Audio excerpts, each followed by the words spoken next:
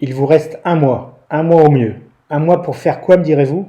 Non pas pour les élections présidentielles françaises, détail dans la grande histoire, mais pour vous préparer.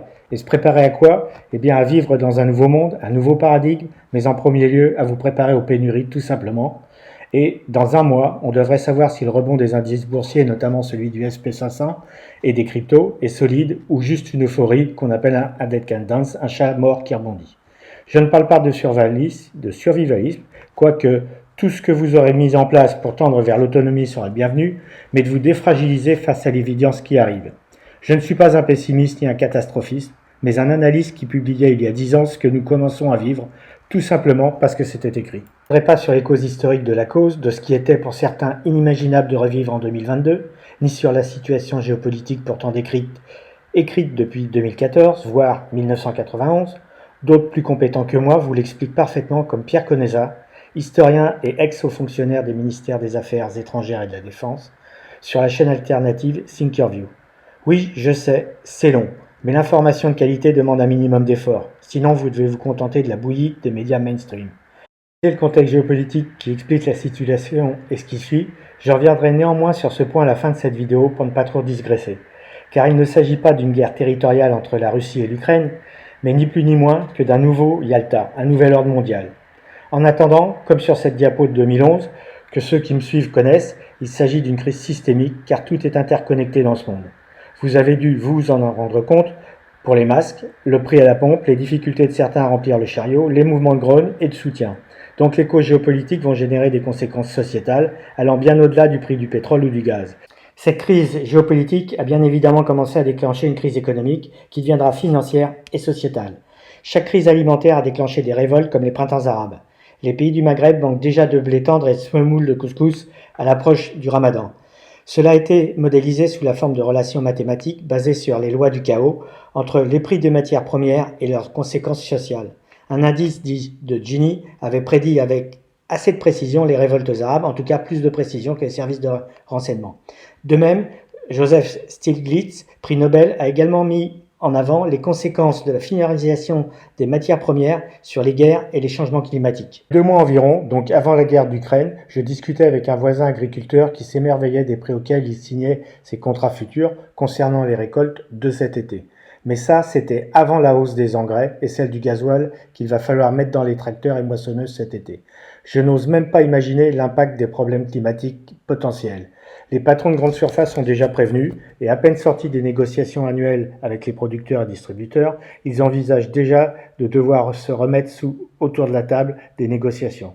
Notre président ne dit pas différemment quand il explique, en y mettant les formes évidemment, que nous allons connaître la disette pendant que l'Afrique connaîtra la famine. Et dernière nouvelle à date, le ministre argentin de l'Agriculture, Julian Dominguez, a annoncé cette semaine l'arrêt immédiat des exportations d'huile de soja, de farine et d'autres produits connexes. La raison de l'arrêt de ces exportations n'est pour l'instant pas donnée. Or, l'Argentine, c'est 41% de la production mondiale de soja.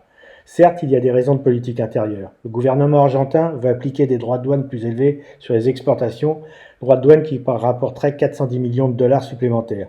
Bien évidemment, cela a déclenché des manifestations dans la capitale Buenos Aires, où le taux d'inflation du pays est d'environ 50%.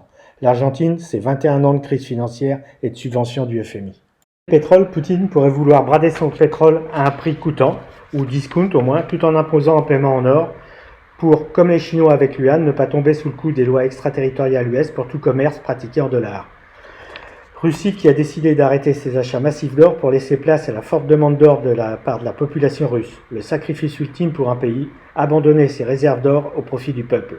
Or que le président Sarkozy a vendu en grande partie quand les cours étaient au plus bas.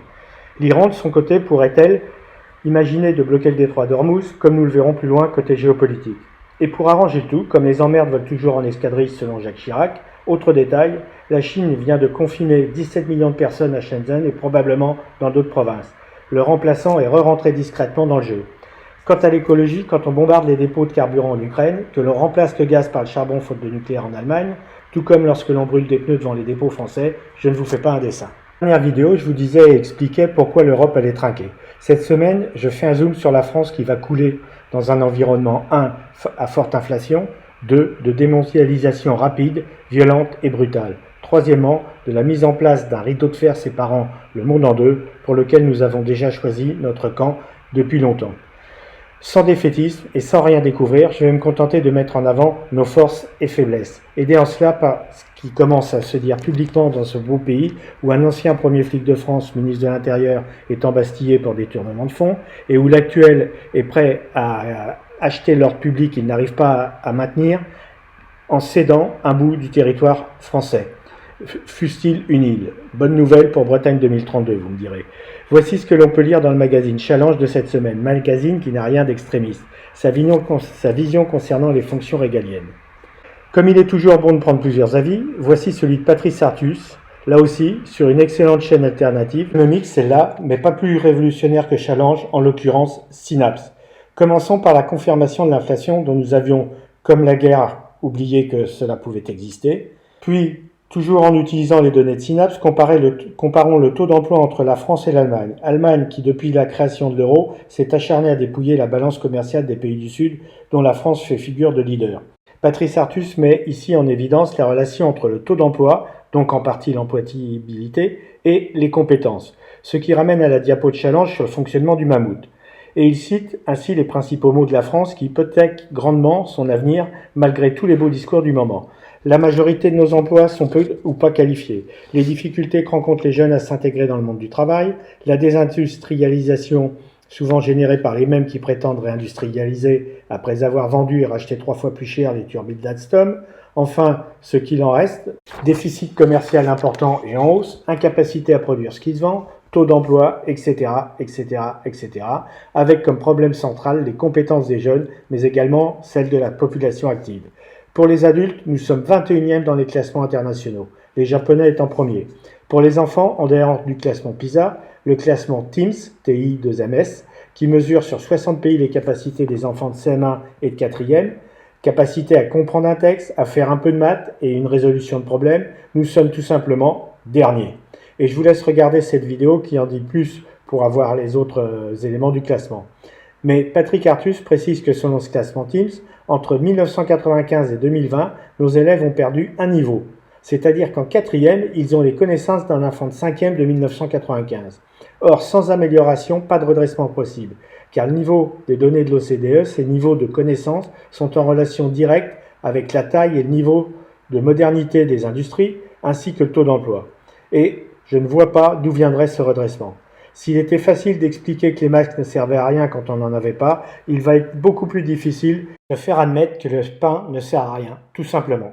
Mais quand on arrive à être un ministre des Finances qui, pas plus que ses précédents ou successeurs, n'arrive à tenir un budget à l'équilibre, mais qui, une fois nommé par la grâce divine et quelques petits arrangements, commissaire européen, arrive à dire la semaine suivante « Je recommande à la France de réduire son déficit », puis apporter des jugements une fois rendu à un autre poste confortable sous les ordres de la République, celui de président de la Cour des comptes. Je ne doute pas que ça pose problème à nos dirigeants d'expliquer que le pain c'est mauvais parce que ça fait gonfler. Il faut dire que l'on a tout fait pour être soumis et rappeler que la main qui reçoit est toujours en dessous de celle qui donne et qu'il faut faire quelques contorsions pour quémander. Revenons rapidement à ce vers quoi nous risquons d'aller au niveau international, à savoir un nouveau partage du monde, un nouveau Yalta, qui lui aussi aura lieu après une guerre. Mais comme toujours, lorsque l'on n'écoute pas l'autre, et que malgré les promesses, on intègre depuis 1991 15 ex-pays de l'Est dans l'OTAN, que Poutine, qui n'est pas plus excusable que les Américains en Irak de commettre des massacres de population, avait dit il y a 3 ans à la conférence de Munich « Stop, ça suffit maintenant » et que personne n'a écouté. Par ailleurs, ce nouveau partage du monde est réclamé par la majorité des peuples que nous ne voyons que par notre prisme d'occidentaux judéo-chrétiens dominants et pourtant minoritaires sur Terre. Pour preuve, bien des pays africains se sont abstenus de voter les sanctions contre la Russie, et pas que le Mali qui vient de nous virer, mais aussi des pays proches de la France comme le Sénégal. L'Iran, proche des Russes, a osé tirer 12 missiles sur une base américaine où s'entraînaient également les agents du Mossad israélien, situation suffisamment importante pour que les USA délèguent l'anglais Boris Johnson pour éviter l'embrasement du Proche-Orient, et par exemple le blocage du détroit d'Ormuz, point de passage obligé des supertankers qui transportent le sang de l'économie. L'Arabie Saoudite, pourtant un fait d'eau aux USA, depuis que les accords du Quincy garantissaient la sécurité de la famille Saoud en échange d'un accès à son pétrole à des conditions avantageuses et surtout payé en dollars, vient d'accepter la proposition d'achat de la Chine payée en yuan. c'est de la dédollarisation de ce marché, tentative qui avait coûté la vie à Saddam et à Kadhafi.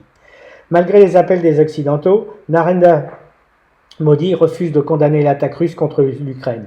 New Delhi est en discussion avec Moscou pour l'achat de pétrole brut à bon marché. Devant plusieurs médias, la ministre des Finances a annoncé le mercredi 9 mars que la Russie a fait une offre ouverte à l'Inde pour la vente de pétrole brut à prix réduit. Donc, quand on met la Chine, la Russie, l'Inde, l'Iran, le Venezuela et une partie de l'Afrique qui paradoxalement aspire à un monde multipolaire, nous assistons bien là à une reconstitution de deux blocs comme à l'époque de la guerre froide. Froide en façade et chaude par guerre délocalisée. Bloc dont l'Europe n'arrive pas à se sortir du giron US, avec notamment sa filiale allemande qui, une fois de plus, comme elle l'avait fait pour les avions de patrouille maritime, vient de torpiller l'idée même de défense européenne en achetant 35 F-35 américains, porteurs de bombes nucléaires US, plutôt que des Rafales ou des Eurofighters. C'est une technique de guerre économique américaine connue pour assurer son leadership. Vendre des F-35 pour assécher les budgets militaires des pays. Que restera-t-il comme budget et volonté allemande de poursuivre leur collaboration au projet du futur avion européen, le SCAF? Les structures politiques du monde sont héritées de la Seconde Guerre mondiale. Chine, Russie, Inde et quelques pétromonarchies, sans oublier l'Iran ou encore le Venezuela, veulent un monde multipolaire, quand les États-Unis, qui bénéficient de la rente de l'effondrement de l'ex-URSS, veulent eux continuer à dominer sans partage le nouvel ordre mondial par le biais du dollar, de leur porte-avions et de leur dominance sur Internet. Et quand ils ne font pas la guerre directement avec leurs boys ou leurs contracteurs, ils laissent leurs affiliés, y compris avec des canons français, comme le font les Saoudiens au Yémen. En conclusion, nous risquons d'assister à une internationalisation du conflit, avec une furie face à un sénile et un Chinois qui pense sur le temps long et préservera ses intérêts. Une fois de plus, les va-t-en-guerre de tous bords ont gagné au détriment des populations. Quand je dis que les Européens et les Français en particulier vont subir les conséquences de la guerre en Ukraine, ce n'est pas tout à fait exact. Ils vont avant tout subir les conséquences et décisions de leurs gouvernants. Les États, donc les politiciens qui déclenchent les guerres, pas les individus qui aspirent à la paix. Le conflit que nous vivons aujourd'hui entre la Russie et l'Ukraine est dû à une succession de décisions prises au fil de l'histoire par les dirigeants de ces pays et ceux d'autres pays avec un intérêt géopolitique, économique, stratégique à intervenir dans cette région. Le débat n'est pas de savoir qui est le bon et le méchant, mais si les gouvernants ont agi dans l'intérêt des peuples du monde. La violence fait partie intégrante de la nature humaine qui, sur ce point, est un animal, et pas des plus tendres.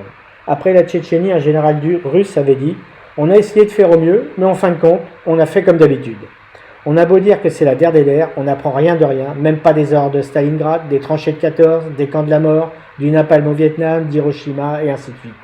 L'homme est un loup pour l'homme, mais surtout un désastre pour l'humanité et la biodiversité. » Voilà, sans que ce soit la Sainte Bible, tout est dit, en attendant la suite.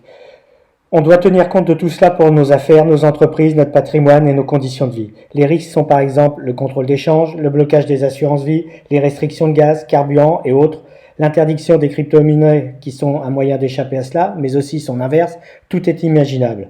Pour ceux qui le souhaitent, en le demandant par email à contact@zenlist.fr, au délai près, je peux vous envoyer un tableur Excel où il suffit de rentrer le nombre de personnes et la composition du foyer, ainsi que le nombre estimé de jours de pénurie à venir ou prévisible, pour éditer une liste de provisions à faire.